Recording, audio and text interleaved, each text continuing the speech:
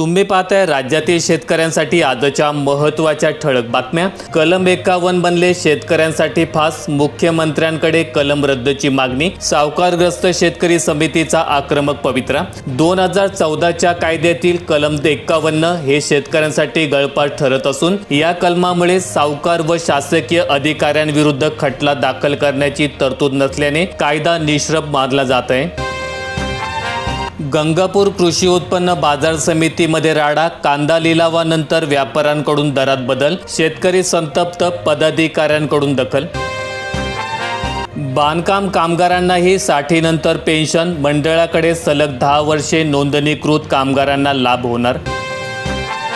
अहिल्यानगर जिल्ह्यातील 16,000वर बाधित शेतकरी मदतीला पात्र, मे महिन्यातील नुकसानीचा अंतिम अहवाल, 6,521 हेक्टरचे 33% अधिक नुकसान।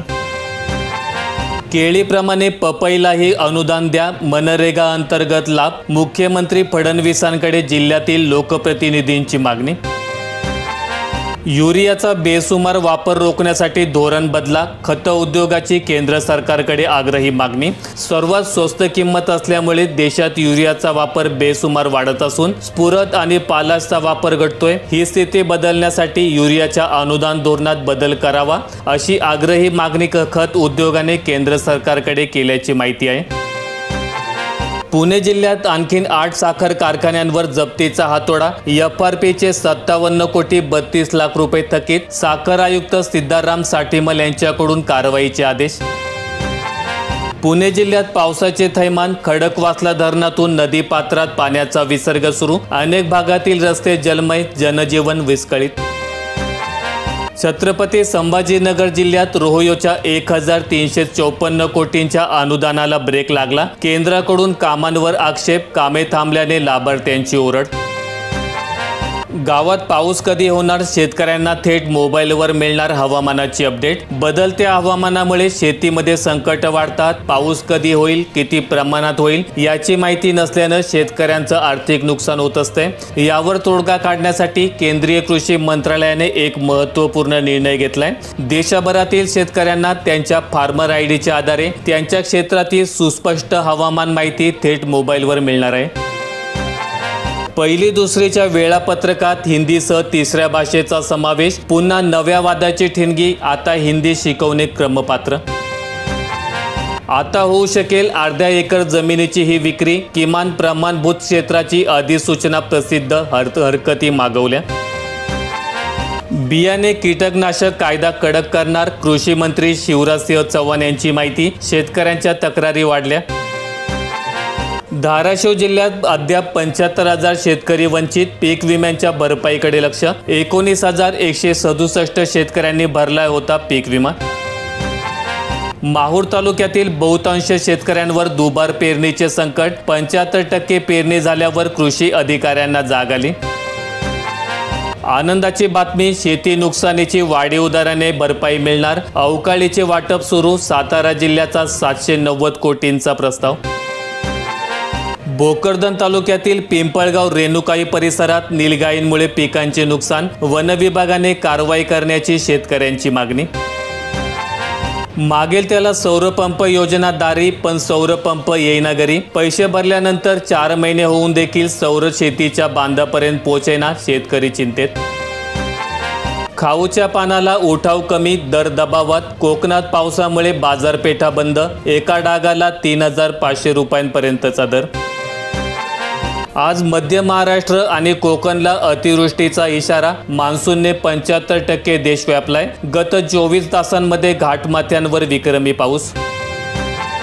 नागपूर जिल्ह्यात राष्ट्रीयकृत बँकांचा पीक कर्जासाठी आखडता हात, फक्त 16% कर्ज वाटप, NDCCचे 103% वाटप। सरकार धानाचे नुकसान टाळण्यासाठी करणार गोदामांची उभारणी, शेतकऱ्यांनाही लाभ मिळणार। आदिवासी भागातील शेतकऱ्यांकडून खरेदी केलेल्या धानाचे पावसामुळे नुकसान होऊ नये म्हणून राज्य सरकारने गोदामे उभारण्याचा निर्णय घेतलाय। या उपक्रमामुळे धान सुरक्षित राहणार असून शेतकऱ्यांचे उत्पन्न आणि मजुरांचे रोजगार सुरक्षित होणार आहेत। पावसाने गोदावरीला आलाय जूनमध्येच पूर, सततधारेने जनजीवन विस्कळीत, धरणांच्या पातळीत वाढ, रस्त्यावर पाणी साचल्याने पादचारी आणि वाहन चालकांचे मोठ्या प्रमाणात हाल। पुन्हा बियाणे टाकण्याची वेळ. भिवापूर तालुक्यातील वास्तव. पावसाने दडी मारली, शेतकरी चिंतेत. मृग नक्षत्रातील पावसानंतर पेरणी. पेरू, डाळिंब आणि सीताफळाला विमा. नुकसानीनंतर पैसे मिळणार, शेतकऱ्यांना मदत. हेक्टरी 1,60,000 पर्यंत भरपाई. उर्वरित विमा हप्ता शासन भरणार. महापुराचा धोका टाळण्यासाठी कॅनॉलद्वारे पाणी सोडावे लागणार. उजनीतून पाणी सोडल्यास पूरस्थितीची भीती. नीरा खोऱ्यातूनही विसर्ग सुरू होण्याची शक्यता. अतिवृष्टीमुळे बारामती उपविभागात 14 कोटींचे पीक नुकसान. मे महिन्यातील मान्सूनपूर्व आणि अवकाळी पावसाने बारामती कृषी उपविभागातील पुरंदर, बारामती, दौंड, इंदापूर तालुक्यातील 46,296 शेतकऱ्यांचे 14.66 कोटी रुपयांचे नुकसान झाले, असं उपविभागीय कृषी अधिकारी टी.के. चौधरी यांनी सांगितले. सोन्याचे दर वाढण्याची शक्यता. इराण-इस्रायलमधील वाढता संघर्ष बघता जगातील रिझर्व्ह बँकांकडून सोने खरेदी सुरू राहण्याची शक्यता आहे. रिझर्व्ह बँका येत्या 12 महिन्यांच्या कालावधीत सुवर्ण साठ्यात वाढ करत राहतील, अशी अपेक्षा जागतिक सुवर्ण परिषदेने व्यक्त केली. नमो शेतकरी योजनेचा सरकारला विसर. विधानसभा निवडणुकीनंतर शेतकऱ्यांना हप्ता मिळालाच नाही, शेतकरी संतप्त. धाराशिव जिल्ह्यातील 5 लाख शेतकऱ्यांना अजूनही पीक नुकसान भरपाईच्या रकमेची प्रतीक्षा. पीक विमा कंपनीच्या म्हणण्यानुसार 596 कोटींपैकी राज्य शासनाकडून अद्याप 213 कोटी रुपये येणे बाकी. बुलढाणा जिल्ह्यात धान्याऐवजी रोख रक्कम योजनेचा गोंधळ. 19,000 शेतकऱ्यांचे अर्जत नाहीत. 34% शेतकरी अद्यापही घेत नाहीत लाभ. KYC त्रुटीचाही 17% लाभार्थ्यांना फटका. जूनच्या मध्यावरही केवळ 4% पेरणी. सततच्या पावसाने जूनचा पहिला 15 संपला, तरी देखील शेतीच्या मशागती आणि पेरण्या रखडल्यात. त्यामुळे यंदा पेरण्या होणार की नाही या विवंचनेत सातारा जिल्ह्यातील बळीराजा सापडलाय. अटल बांबू योजनेला घरघर. 152 शेतकरी अनुदानापासून वंचित. जव्हार मोखाड्यातील शेतकऱ्यांचे दुहेरी नुकसान.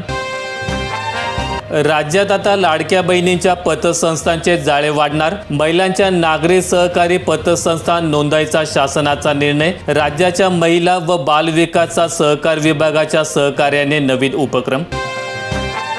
अमरावती जिल्ह्यात 32,000 लाभार्थी आधारपासून वंचित. निराधार श्रावणबाळ योजनेतील लाभार्थ्यांना प्रमाणीकरण करण्याचे आवाहन. NPCI आणि बँक खात्याशी लिंक असणे आवश्यक. कोकण घाटमाथ्यावर अतिवृष्टी. रायगडमधील चौकमध्ये 223 मिलीमीटर, तर मराठवाडा आणि विदर्भामध्ये पावसाची उघडीप. अकोला जिल्ह्यात विहिरींसाठी 2.40 कोटी मंजूर. ऑनलाईन MHDPT पोर्टलवर अर्ज करा. सिंचनाचे होणार बळकटीकरण. पोटगीच्या आदेशाला स्थगिती, पण पैसे द्यावेच लागतील. करुणा धनंजय मुंडे प्रकरणात कोर्टाचा आदेश. धनंजय मुंडे जोपर्यंत माझ्यासोबत 6 वर्षे याच घरात राहत होते, तोपर्यंत कांदा लसूण सुद्धा खात नव्हते. परंतु काही दलाल त्यांच्यासोबत आले आणि त्यानंतर आमच्यात फूट पडली. यवतमाळ जिल्ह्यात पेरणीच्या तोंडावर. राज्यातील शेतकरी अडचणीत. 45,000 कृषी सेवा केंद्रांना झालाय अपुरा पुरवठा. माहिती आवडल्यास व्हिडिओला लाईक करून दररोजच्या बातम्या पाहण्यासाठी चॅनल सबस्क्राईब करा. धन्यवाद.